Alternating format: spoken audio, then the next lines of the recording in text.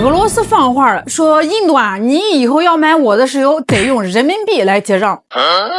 你可能一听就懵了啊，这是什么情况啊？俄罗斯卖油给印度，中间怎么还隔着一个中国的人民币呢？要说这个事儿的起因啊，咱们得先把这个时间倒回到2022年。那年俄乌冲突一爆发，全世界都炸了锅。欧美那些发达国家一合计，说咱们呀得制裁俄罗斯呀。Sanctions. I'm announcing the first tranche of sanctions. 那怎么制裁呢？先从它最赚钱的买卖能源下手。于是乎，什么石油禁运呀、价格上限呀，各种大招全使出来了。这一下啊，可把这个俄罗斯逼到了墙角啊！他那黑乎乎的石油本来呢是硬通货，谁见了谁都想要。现在好了，欧洲这帮老主顾不买了，那怎么办呢？石油总不能当水喝吧？油田也不能说关就关呀！这俄罗斯一咬牙一跺脚，干脆打折大甩卖。你想想，这国际市场上石油呢跟黄金似的呀，价格一天一个样。突然有个大卖家说我这儿的油啊，给你打个8折9折，你心不心动啊？那这个时候印度眼睛蹭的一下就亮了。印度这个国家呢，人多车也多，经济发展也快，对这个石油的需求量那是相当巨大，夸张到什么程度呢？他们国家70%以上的石油啊都得靠进口，这能源的饭碗是结结实实的端在了别人的手里，油价一涨，他们国内啊就得跟着哆嗦。在冲突之前啊，印度买的石油大头都是来自中东那帮土豪国家，比如沙特、伊拉克。这俄罗斯的石油啊，在印度的进口单里啊，连1%的零头都占不到，基本上就是个小透明。可是这个打折的消息一出来啊，印度一看，哎呦喂，这不就是天上掉馅儿饼吗？这便宜不占，那简直是天理难容啊！于是呢，印度立马调转船头，开始疯狂的扫货。你猜怎么着？这采购量就跟坐了火箭似的往上窜。现在呢，印度啊每天要从俄罗斯买差不多175万到220万桶石油，这是个什么概念呢？这相当于印度全国进口石油总量的35%到46%。这以前的中东老大哥沙特和伊拉克，现在2个人加起来卖给印度的油啊都没有俄罗斯一家多。这关系啊从路人甲直接变成了 VIP 啊，就因为2个字啊，便宜。那到底有多便宜啊？哎，就这么说吧，每一桶俄罗斯的石油都要比国际市场上的公开价格低个8到10美元。你可别小看这8美元、10美元的哦，它架不住量大呀，积少成多，聚沙成塔。有机构算了笔账哦，从冲突开始到现在的3年多时间里哦，光是这折扣就给这个印度足足省了126亿美元，这对任何一个国家来说都不是一笔小数目呀。对印度这样的发展中大国来说，这笔钱简直就是救命钱，能干多少大事啊！修桥铺路，改善民生，这经济不就盘活了吗？而且啊，印度这算法打得精明着呢，他们不光是自己用这些便宜油啊，还玩了一手2道贩子的绝活。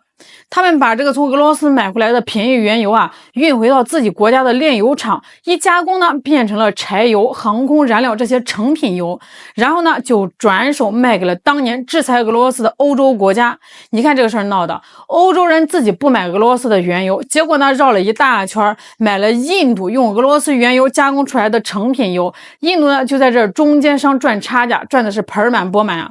2047 में जब देश आजादी के 100 साल मनाएगा, मेरा देश विकसित भारत बन के रहेगा。就拿2025财年，也就是今年第1季度来说，光这一项能源转口贸易啊，就给印度带来了250亿美元的收入啊。所以你看，这笔买卖对于印度来说，里子面子全赚到了呀。对内呢用了便宜油，稳住了国内的油价，老百姓加油不心疼，社会就稳定。对外呢，当2道贩子还能大赚一笔外汇，这种好事真是打着灯笼都难找啊。所以你说这个印度能不铁了心跟着俄罗斯混吗？这生意啊必须得做下去啊！这生意是谈妥了，油也是源源不断的运到印度了。可是接下来一个最关键的问题摆在了桌面上，怎么付钱呢？这听起来好像不是个事啊，买东西付钱天经地义嘛。但是在国际贸易，尤其是在美国眼皮子底下做生意啊，付钱那可是一门大学问了。印度在这事上那是结结实实的碰了3次壁啊，愁的这个脑门子都大了。印度首先想到的当然是自己家的钱了，卢比。他们心里的小算盘是这么打的啊，要是能让俄罗斯直接收卢比，那可就太美了呀。一来呢，省去了换汇的麻烦和费用；这二来呢，还能借着这个机会把这个卢比推向国际舞台，搞一个所谓的石油卢比机制，提升一下自家货币的国际地位。你看这个想法多好啊，一箭双雕啊！于是呢，印度就兴冲冲的跑去俄罗斯商量。老俄呀，你看咱们这个关系这么铁，以后我买你的油直接付你卢比，怎么样呢？这俄罗斯听完眉头一皱，心里面犯嘀咕啊。他们算了一笔账，不算不知道，一算吓一跳。光是2023年这一年啊，印度从俄罗斯买了价值415亿美元的东西，主要就是石油。可是俄罗斯从印度买了多少呢？才区30亿美元，这中间差着10几倍呢。这意味着什么？意味着俄罗斯如果收了这个卢比啊，手里面就会攥着几百亿甚至上千亿的卢比现金。问题是这个钱它有啥用啊？卢比它不是美元，不是欧元，甚至不是人民币，它不是国际通用货币啊。俄罗斯拿着这么一大笔卢比，想去国际市场上买点自己需要的高科技产品、精密设备，可是人家根本就不认啊。德国人说我们只收欧元，美国人说我们只收美元。那在印度国内话能买啥？买这个印度的香料、纺织品。俄罗斯需要的那点量啊，用30亿美元就足够了，剩下的几百亿卢比就只能躺在银行账户里啊，眼睁睁看着它可能贬值，变成一堆废纸。这俄罗斯人啊，想来想去，这买卖不成啊！我卖的是真金白银的石油，换回来是一堆花不出去的钱，我图啥呀？这不是给自己挖坑吗？所以俄罗斯啊，很干脆的拒绝了。老印啊，你的心意我心领了，但这卢比我是真不能收啊。好，卢比不行，那就用国际通用的办法呗，美元。全世界买石油不都是用美元结算吗？这总该没问题了吧？可是问题又来了啊！别忘了这笔生意是在什么背景下进行的？是在美国带头制裁俄罗斯的背景下。你印度用美元去买俄罗斯的石油，这不等于公开打美国的脸吗？美国那边早就放出风声了啊，谁敢帮俄罗斯，谁就可能受到次级制裁，甚至威胁说啊，要对参与交易的国家加征25%的关税。这下谁还敢动啊？那些办理国际业务的大银行一个个都精明得很。印度的国家银行一听这个事啊，头摇得跟布朗鼓似的。他们怕呀，怕万一因为处理这笔美元交易被美国踢出国际结算系统，那整个国家的金融都会陷入瘫痪。为了这点石油生意冒这么大的风险不值当啊。所以呢，美元这条路啊，看着是条康庄大道，实际上是布满了地雷。印度是想走，但是没人敢跟他带路啊。这下可好，美元也用不了了。有人可能就说了，那就直接用俄罗斯的货币卢布不就行了吗？理论上是可以啊，但是实际上问题和用卢比是一样的。印度手里没有那么多卢布啊，他得先用自己的卢比或者美元去国际市场上换成卢布，再去支付，这不就又绕回去了吗？换汇有成本还有风险，而且俄罗斯要那么多卢布也没用，他需要的是能买到东西的硬通货。你看这下印度是真没辙了呀，想用自己家的钱吗？人家不要；想用世界的钱吗？老大不愿意。那想用对方的钱吗？自己又没有。这买卖啊，眼看着就要卡壳了。印度心里面那个急啊，就跟热锅上的蚂蚁一样。这么好的便宜油啊，难道就因为付不了钱，眼睁睁的看着它溜走了吗？就在这个印度啊一筹莫展，这桩天大的好买卖眼看着要黄了的时候，一个谁都没想到但又在情理之中的解决方案浮出了水面，那就是用人民币。这个提议呢是俄罗斯那边主动要求的。为什么是人民币呢？因为对俄罗斯来说，收这个人民币啊，简直就是完美的解决了他们所有的痛点。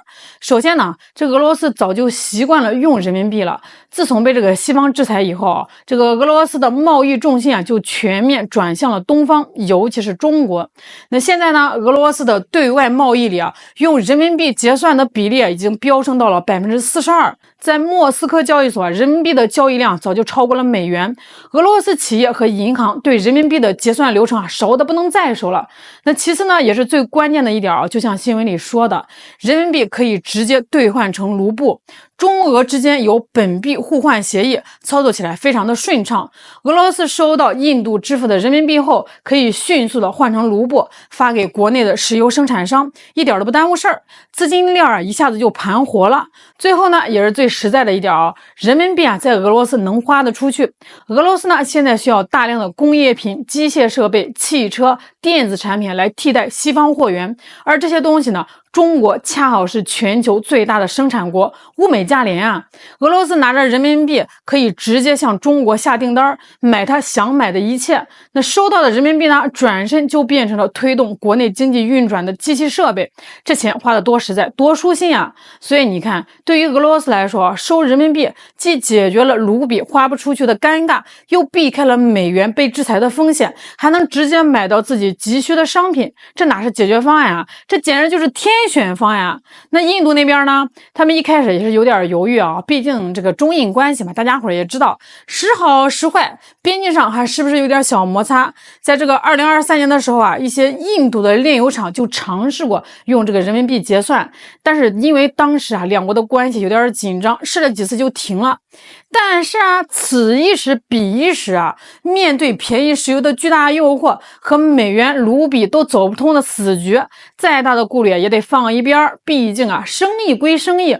而且最近啊，中印关系也是有所缓和，高层互动也是多了起来，这层政治上的顾虑也就慢慢淡化了。更重要的是，这印度政府算明白了这笔账啊，用人民币首先能保住俄罗斯的廉价石油，这对稳定国内油价、控制通货膨胀至关重要啊！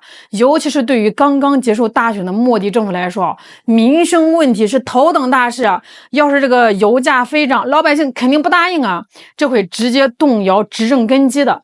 其次呢，用这个人民币结算可以完美的绕开美国的制裁大棒，因为整个交易过程啊，跟美元和美国银行系统没有一毛钱关系，美国就算是想管，他也伸不进手来啊。所以呢，两边一拍即合，这个事儿可不是空穴来风啊。根据外媒的报道啊，印度最大的国有炼油厂印度石油公司啊，已经有好几批从俄罗斯买的石油都是用人民币支付的了，而且是通过中国银行的系统，走的是堂堂正正的流程。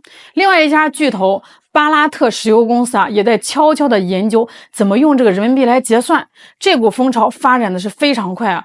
从今年年初，人民币在俄印能源贸易里的结算比例啊，几乎是0，到现在根据预测，到年中啊就已经迅速增长到了12%，而且这个势头啊还在不断的扩大。这下一个奇妙的三角贸易就形成了。俄罗斯出油，印度炼油和消费，中国出钱作为结算工具，三方各取所需，皆大欢喜。那聊到这儿，故事的来龙去脉咱们基本上都清楚了啊。但是如果咱们只看到这是一笔俄印石油交易，那个格局就小了。这个事儿背后啊，是全球经济和政治格局正在发生深刻变化的铁证。第一呢，这是对美元霸权的又一次冲击。过去几十年啊，全球有个不成文的规矩，买石油用美元，这叫石油美元体系。美国单靠这一招，就让全世界都离不开美元，从而牢牢地掌握着全球经济的命脉。谁不听话，他就通过控制美元结算系统来制裁谁，一打一个准。但是现在呢，你看这俄罗斯和印度两个世界级的大国，他们之间的核心能源交易竟然绕开了美元，选择了人民币。而且这么干的不只是印度，阿根廷用人民币来偿还外债，沙特呢和中国也在商量用人民币来结算天然气。这些事情单独看呢，可能只是个个案，但是你把它们串联起来看，你就会发现一个清晰的趋势。去美元化正在从一个概念变成一个实实在在的行动。